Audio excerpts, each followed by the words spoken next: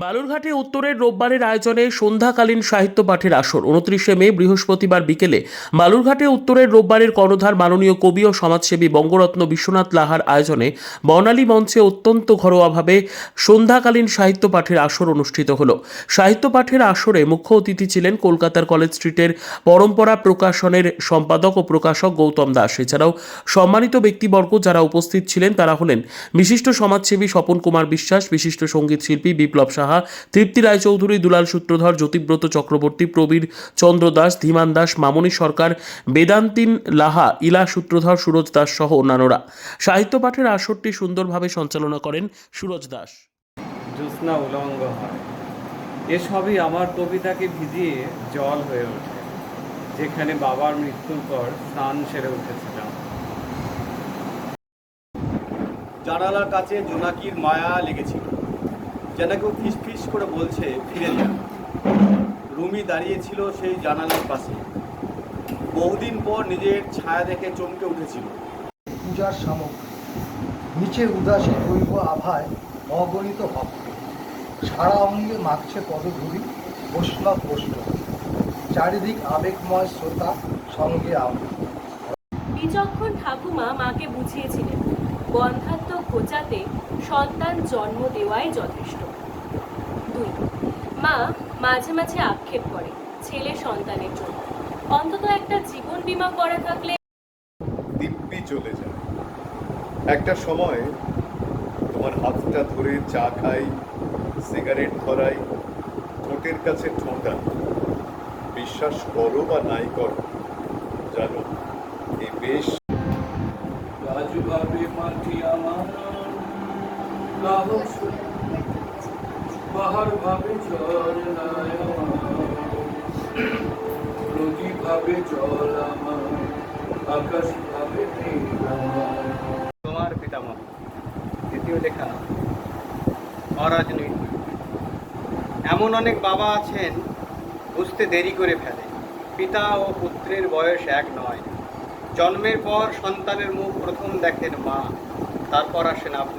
সে লস্যি ঝাড়ে 21 দফা হাঁচিয়ে মারে, কারোর যদি দাঁতটি নড়ে 4টি টাকা মাসুল ধরে, কারোর যদি গোপ গজায় 100 আনা 100 চায়, কুচিয়ে পিঠে গুজিয়ে ঘাড় সেলাম ঠোকায় 21 বার।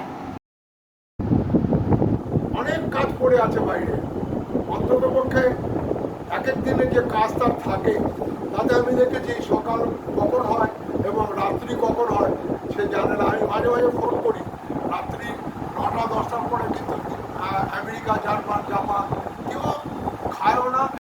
সে আলোয় শুদ্ধ যত ঘৃণা অপবাদ, লোভ লালসার পর দূর হয়ে যাক এই এত হানাহানি শেষ হবে।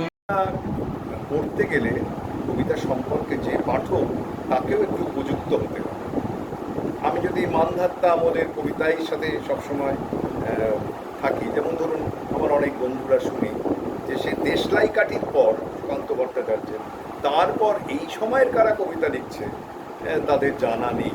ফলে সে তো কবিতার কেমন অগ্রগমন হয়েছে, কবিতা কোথায় আরও এগিয়ে গেছে সেইটা তারা উপলব্ধি করতে পারবে না। ফলে ইলা সূত্রধর একটা কবিতা পড়লো বা সুরজ পড়লো বা মামনি পড়লো বা আপনারা বলবেন তোর এটার কিছু হয়, ফলে সেও নিজেকে শিক্ষিত করছে না যতটা একটা কবিতা বিশ্লেষণ করার জন্য যে মেধা বা মননের দরকার হয় সে করছে। ফলে আমার খুব ভালো লেগেছে যে গতকাল এসছি বিশ্বনাথ, আমি বলছিলাম যে একটু সবার সাথে দেখা হবে, আসবো আসবো করে আশাই হচ্ছে না। আমার বালুরঘাটটা খুব ভালো লাগে এবং আপনাদের সবাইকেই আমার খুব ভালো লাগে, কেমন একটা আত্মীয়তার সম্পর্ক রয়েছে, আসতে পারলে খুবই পছন্দ। সুরজ কতগুলো কথা বলেছে। গত 18 বছর ধরে আমি একটা প্রকাশনা করছি এবং একটি পত্রিকা করি, সেটা 12 বছর হয়েছে। 13 বছর প্রথম সংখ্যা জানুয়ারি ফেব্রুয়ারি মার্চ সেই সংখ্যাটা বেরোবে।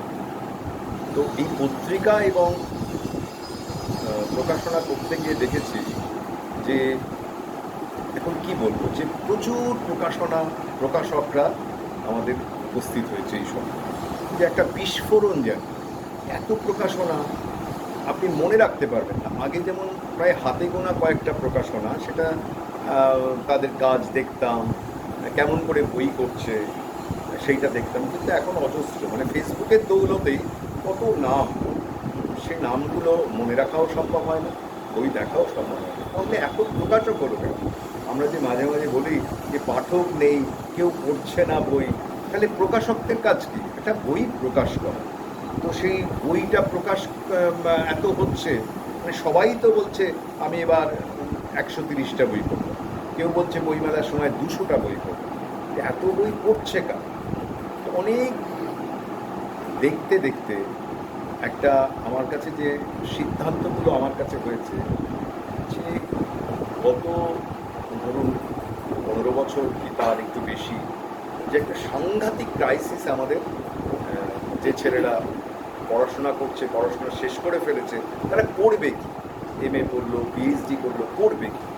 কোনো সম্মানজনক চাকরি সেটা কিন্তু তার কাছে খুব একটা নেই।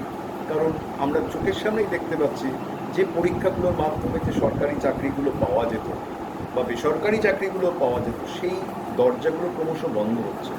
যে প্রেসিডেন্সিতে পড়েছে, কলকাতা বিশ্ববিদ্যালয়ে পড়েছে, বাংলা নিয়ে পড়েছে, মাস্টার্স করেছে, তুলনামূলক সাহিত্য নিয়ে পড়েছে, ইংরেজি সাহিত্যে মাস্টার্স করেছে বা PhD করেছে, তো তারা করবেটা কি?